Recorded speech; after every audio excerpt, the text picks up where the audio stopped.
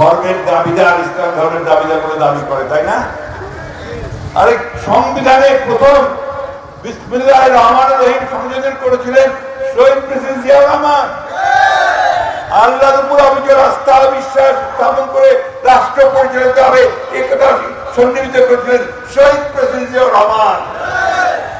এখন তারা বলে যে বিএনপিকে তারা অন্যভাবে চিহ্নিত করতে চায়। বন্ধুগণ, আমি কথাই সেই জন্য বললাম যে সংস্কারের ধারক বাহক জন্মদাতা হচ্ছে বিএনপি। বিএনপিকে সংস্কার শেখাতে হবে না, বিএনপি সংস্কারের জন্ম দেয়।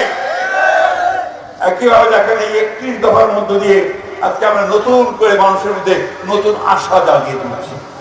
তারেক রহমান সাহেব তরুণদের জন্য, যুবকদের জন্য, মহিলাদের জন্য ওই 31 দফার মধ্যে এমন কতগুলো বিষয় নিয়ে এসছেন যা বাংলাদেশের ভাগ্য পরিবর্তন করে দেবে।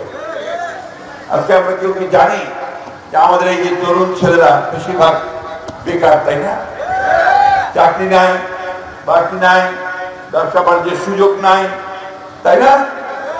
এটাকেও কিন্তু অ্যাড্রেস করে আমাদের তারেক রহমান সাহেব 31 দফার মধ্যে নিয়ে এসেছেন।